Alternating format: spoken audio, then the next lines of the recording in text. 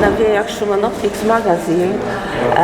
We are in Lublin today at the conference of young leaders of Schumann. Our guest is Professor Margriet Krijtenburg. Good morning, Professor. Good morning, Anna. Yeah. We are in a very special point of time today in Europe.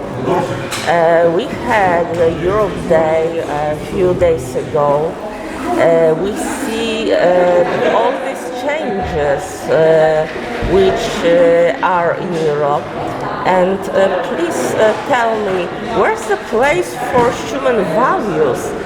Because I see many people talk about Schumann, but they do not share his values at all.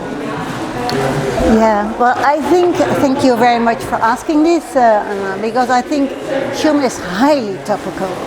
His way of thinking is the way of thinking that we need these days. He put the person in connection always with the common good at the center of all structures. That I think is one of the high points that we have lost out of sight. And then he had this attitude of reconciliation, a positive attitude, focusing on the positive of every person, of every country, etc. I'm just mentioning now how it started, because it is 75 years of the Schuman Declaration that we are celebrating now. At that time, 75 years ago, also, Europe was a mess. We had the threat of communism. We had the threat of, the Korean War that just started, you know. So, and of course the misery in all over Europe. So it was a very dangerous time. These days also, it's quite a dangerous time. And the war between Germany and France that had been there for decades, not for decades, for centuries, since 843. I mean, so there had been always war because of Alsace-Lorraine. And what did Schumann do? He wanted reconciliation, can you imagine? Because between Germany and France, archie enemies, using the instruments of war, coal and steel, as instruments of peace, by putting them on a supranational element so that they would be no longer nor French nor German, and as equal partners. And I think this way of thinking, I'm saying not that we should see all problems exactly like this, of course not, but many times it is because of natural resources that we have those huge problems that we have. And I think we can get a kind of inspiration, a lot of inspiration out of his way of thinking. This is now I'm talking. I don't know if you want to ask me something else. Especially that we have a threat, a danger of communism right now, because Altiero Spinelli was Trotskyist. His manifesto of Ventotene is the core of treaty changes, the core of Lisbon Treaty, the core of White Book for the future of Europe. So the main documents are based on a communist manifesto. Yeah, well, I don't know if that is if I agree completely with this. I think it's more that we have lost out of sight the morality of the project. Because, and with the morality, I want to say that the person should be at the center, connected to the common good. And of course, we have the Christian roots. Altiero Spinelli, he was an Italian communist, which is also different from a communist as we know the communists from Russia and so on and so forth.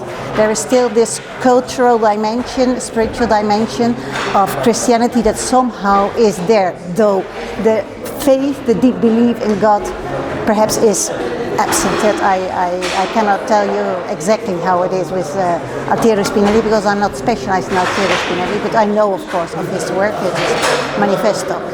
I definitely think that it is all based on a declaration of Schumann, but we have lost out of sight precisely this, the moral and Christian dimension of the person. So it is all about what benefits us economically. Okay, then we show solidarity and things like that. For example, just to give you an idea of how I look at the topic of migration, It might be completely, it's just my personal opinion, but a little bit like, okay, we just need a kind of change of mindset, a paradigm shift in thinking. We in the West, okay, I'm from the Netherlands, and it is very developed. We are rich, we can say, in comparison at least with continents like Africa and Asia. Schuman already said that as soon as the situation in Europe will be more or less okay, also economically speaking, politically speaking, and that we have some welfare, we really should take care also of especially the African continent, where we had many of the Western countries had colonies over there, especially because of that, but also otherwise.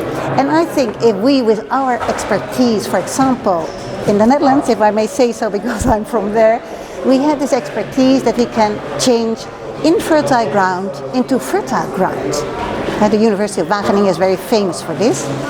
If we just export this knowledge to African countries, for example the Sinai Desert, it could become again a fertile territory. With this, and we do it for free, not wanting anything back. So if we have this kind of mindset, the people can stay there, they can work there, they have, they can develop economically much better. They don't have the intention to go abroad, to go to Europe or whatever, because they are with their families, with their own culture, they will feel happy. They won't have also not the threat of, the poverty of course much less, and therewith also the threat of terrorism like Boko Haram and things like that will have much less success because they are doing well. It is a kind of mindset change. We always need to think of people from Africa also people, and from Asia also people. Those environmental migrants, many come also because of floods. Again, if I'm sorry that I speak now the whole time of the Netherlands, but it's just because I'm biased in that sense, that I know that we have a lot of expertise also because of the Delta works, how to fight floods and things like that. The same again, if we can help and we go there and we stay there and we work together with those people, that we don't have that many floods, people don't need to come to Europe, And I think that also will calm down also things like the populism and all those, because we have now an extreme society. We are left wing or right wing many times. There is no middle ground, and I think this is precisely Christian also, that you take care also of other people. But I think we have forgotten the root of the problem is precisely that we have to have morality again governing the institution, things like that. We don't have to say, that's also what Schuman said, the EU is not a Catholic, never meant to be a Catholic project or a Christian project. But our roots it's the European heritage. The Roman Greek tradition, the Jewish Christian roots, they permeate everything. You can be an atheist, but still we have the health system, we have the law, what is right, what's wrong. Now it starts to become a little bit like this, but it is still Roman law, and education, not to forget education. All these big fields of interest have Christian roots, and I think we should go back to the roots and tackle problems also at the root. That's why I mentioned migration, because if we tackle migration at the root, also people here will become more quiet again. It will calm down. Don't you afraid that this whole migration is quite it has its aim. There is a pan-European project of Kalenhof-Kalergi, and don't you afraid that this is this kind of process? That someone wants to cut off these Christian roots, want to change the substance of societies and create pan-European societies with negroidal qualities. You know, okay, I can't look at the future, what's going to happen. Personally, I'm not afraid, but I think this is an enormous awakening call to us as Christians also to live up to our vocation. And now I'm going to mention an expression of Saint Josemaria. I don't know if you know him, I like him a lot. He said, for example, these world crises are crises of saints. I think the more that we live up to our vocation as good Christians, we will be like the stone in the water, making circles, and those circles make circles, and those circles make circles. And what a handful of Christians can do. I mean, we know Christ, one person, what one person can do. Also what Schumann did. We never ever had such a long period of peace among EU member states as we have had now. And it is because of his way of thinking, and also he himself was an example. I mean, now he is a servant. He's venerable. He's declared venerable by the papacy in 2021. And it means that he lived the virtues up to an heroic level. And I think if we also at least try to live the virtues up to an heroic level, the world will change. History is written by people, by persons, and what one person can do is amazing. And what a few people can do is even more amazing. Christianity is now all over the world. It started just with 12 apostles. So I think it is, I do have hope. And I think we do have to be people of hope also. And fear shrinks our dimension. When we have fear and anxiety, our world becomes small and smaller and smaller and smaller. And I think precisely that we have to do the opposite as Christians. We should not be fearful.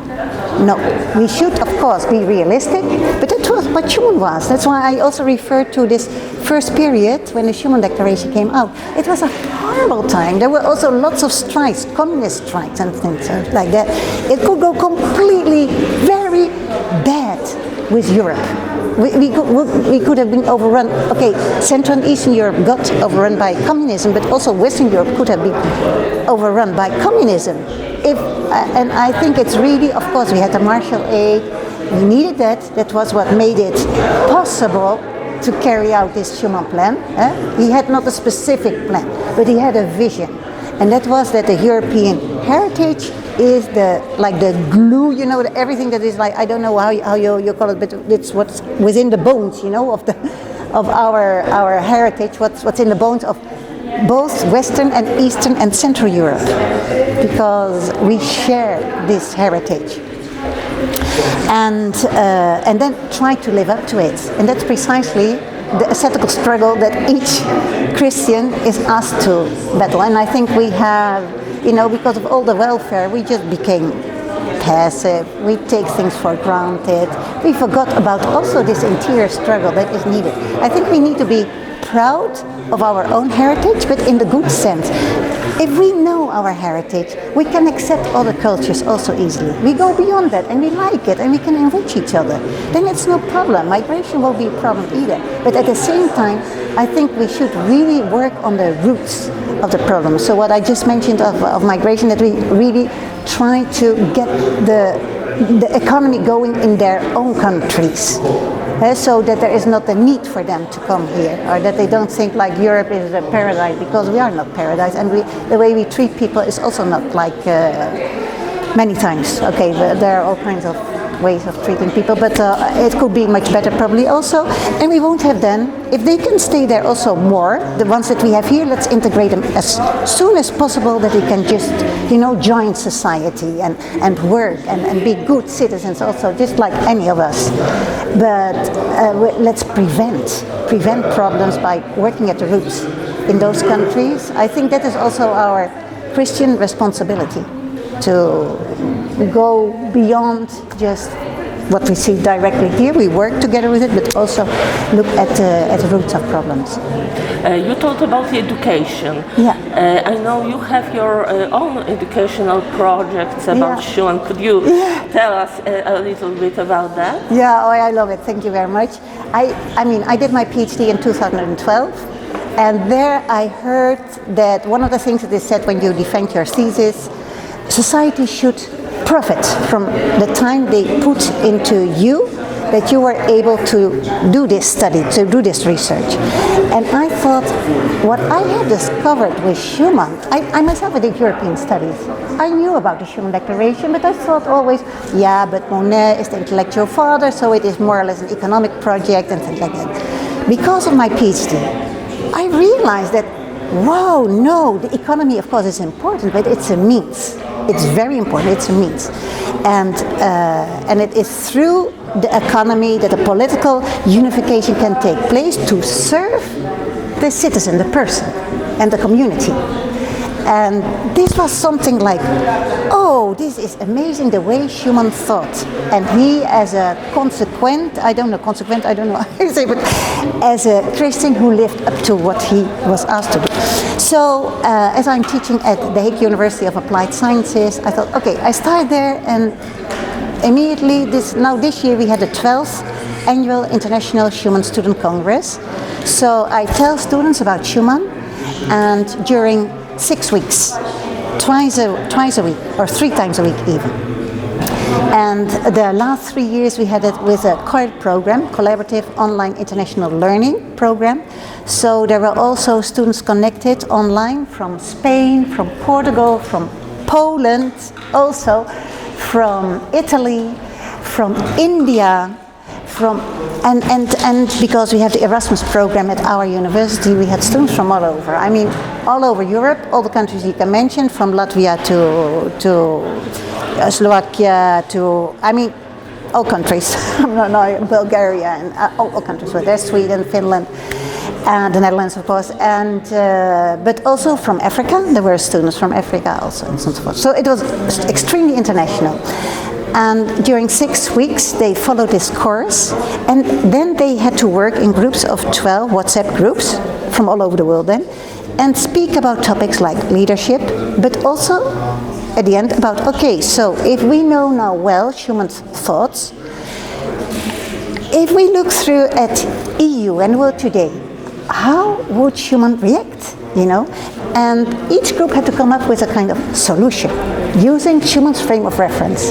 So they tackled climate, they tackled migration, they tackled EU in the world, they tackled EU-Russia, they tackled, all these problems, and they did a wonderful job. So we had 62 students presenting in groups, several groups, in 5 groups, and we had 152 students in the public, also from all over the world, really from all over the world, so it was hugely international. And there were lively debates after every session, and it was so hopeful, so positive, that people said, wow, I never thought that you could look at the problems in this way, and we can contribute to the solution. And the ones that were sitting in the public, they had the assignment to write an essay using Schumann's frame of reference, what they just had learned during the Congress, and then any problem that they themselves would like to write about, but tackling it from Schumann's point of view. And the results are tremendous. It's amazing. I love it. Another thing that I also do, but now I haven't done it this year, and also not, no, I haven't done it. But we did it 3 years continuously. Both are organizing this conference, Annual International Schuman Student Conference. It's a lot of work. I work together with 25 students to set it up and all those things, but it's a lot of work. And then also I went with other students again to international schools, and then I went with a group of international students also, and they also had to speak about Schuman at those primary schools, so elementary schools. So we did it at elementary level, and because I have written, I changed my PhD into a children book, as I think it's so hugely important, Schuman thoughts. So we also had it at elementary school, and then after 6 weeks also, the elementary school students came, 150, with a double-decker bus to our university, and then we had a Schuman Day, and we did all kinds of games with them, but everything also in the field of reconciliation, solidarity, all these things. Supranationality only where needed, you know, so they really learned about it.